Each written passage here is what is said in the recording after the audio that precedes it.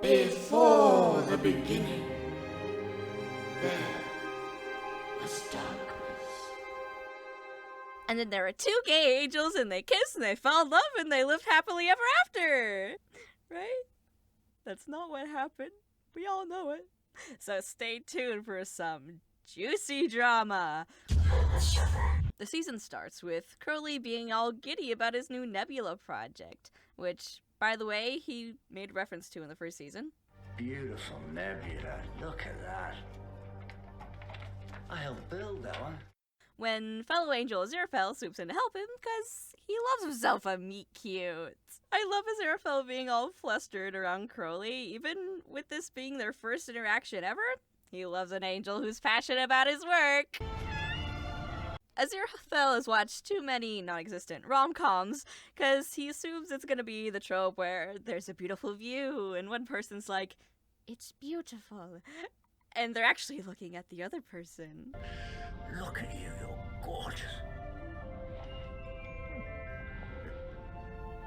Romantic dreams crushed. This is the face of disappointment. The rest of the scene, they have a dispute over whether questioning God is wrong, which is the main disagreement between them for years to come. Fast forward to modern day, where we meet Maggie, a sweet record shop owner whose business isn't doing too well. She's late on rent, but that's okay, because her landlord is Aziraphale, who claims, I'm very good at forgiveness. It's one of my favorite things. keep that in mind for later. Maggie has a big crush on Nina, a coffee shop owner from across the street. Coffee shop AU, anyone? Except we don't need the AU, because that's right there. More about that later.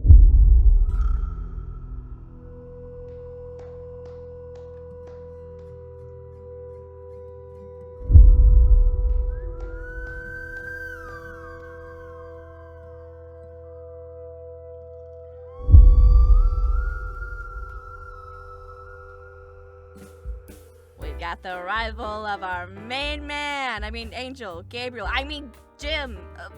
He mysteriously arrives in town, butt naked, at Aziraphale's door. He's lost all his memories, so his first instinct, being talked to Aziraphale, could mean he subconsciously knows that he can sympathize with his situation. You know what it's like when you don't know anything at all, and everything would be better if you were just near one particular person?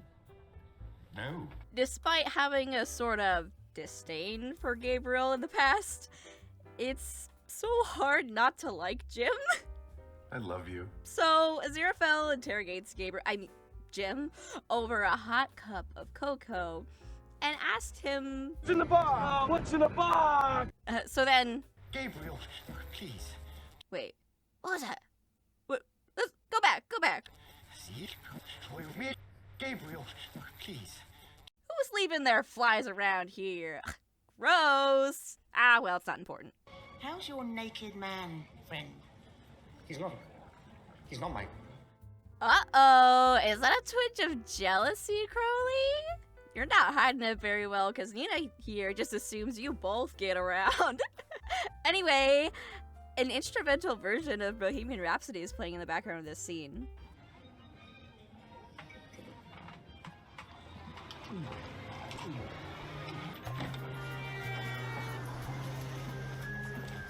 Which I thought was pretty neat. To de-stress, Aziraphale orders some Eccles cakes, which I thought looked pretty scrumptious. So I pulled up the wiki page and found out that they're made with rough puff pastry, and if you've seen any of the Great British Baking Show, you know what I'm talking about. And they're filled with currants, which are smaller, sweeter type of raisin. So, pretty yummy. Would love to try one. Anyway, there's that completely useless tangent. Fucking Americans don't know what an Eccles cake is. Hi there. Crowley's kinda pissed to see Aziraphale's former asshole boss here, so they go into another room for a quick word. Get used to it, people, cause this is the first of many private chats. Aziraphale wants to honor his commitment to take care of Jim, and wants Crowley to help him raise their new man-child together. But the demon storms out and is like, I need a smoke! Look at him. He's smoking. He's heard me saying that smoking was my only vice.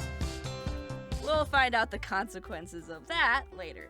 Quick side tangent, the angels up in heaven want to capture Gabriel and discipline him and whatever the likes, and are already talking about who's gonna be the next big boss. I just find the scene kind of funny, because Michael's like, I am the Archangel Michael. You are the Archangel Uriel. like, yeah, thank you for reminding me. But I swear, this is the only scene where the exposition is just so abundantly clear. I don't know, am I the only one who was a little thrown off by this?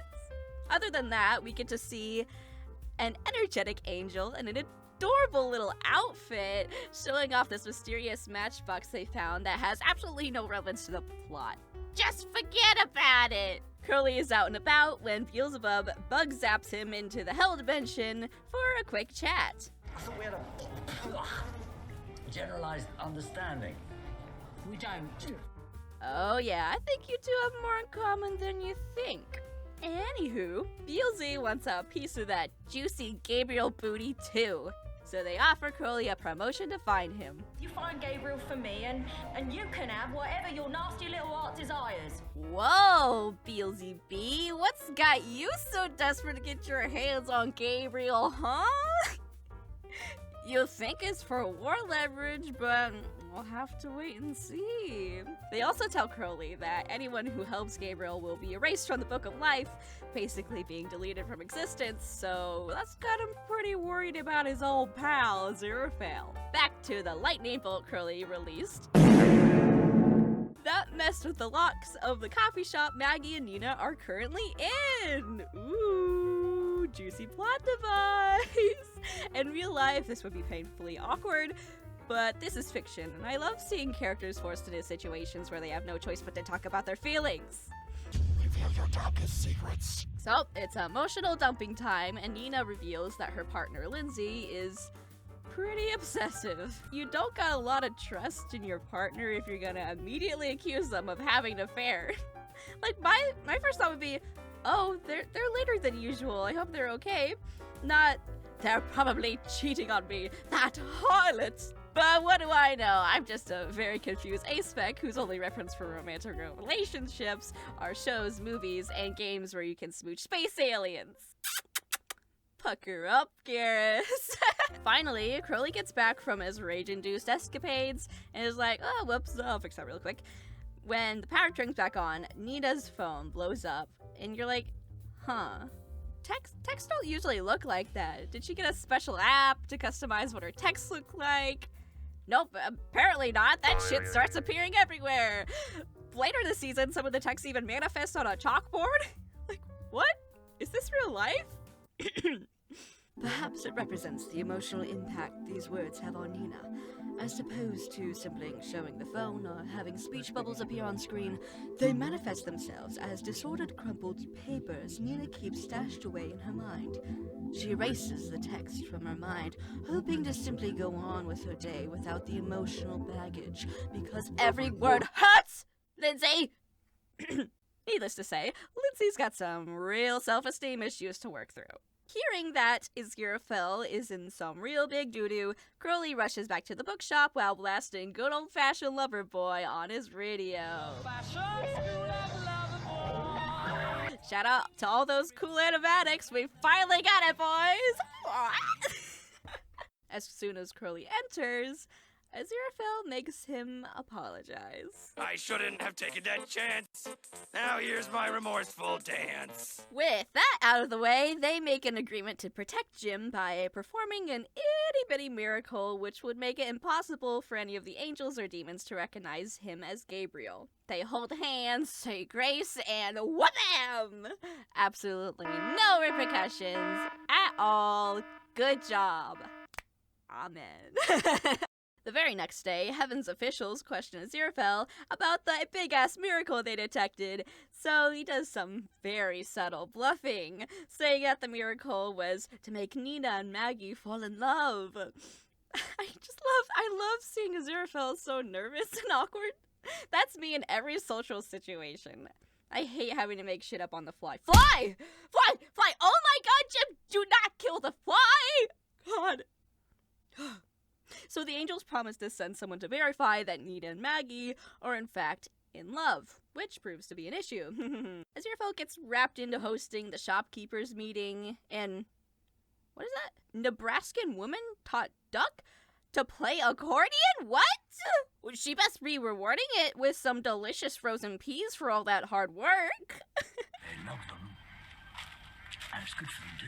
And I could never leave out the beloved flashback hijinks, which all include some sort of moral dilemma, causes the husbands to rebel against their side, just a little bit. So for this one, they gotta kill Job's children, cause God's testing him. The two older children are kind of spoiled brats, but the youngest, Jemima, disturbs me. But she's also very adorable. I made this pot! What disturbs me is when Crowley turns her siblings into lizard things, and she just like, can I be a blue one? Like, girl, do you not understand? As far as you know, you're just gonna be crawling around in a pot for the rest of your life. It's just, I've been forever scarred from that shrink ray scene in Ant-Man. I don't think you understand.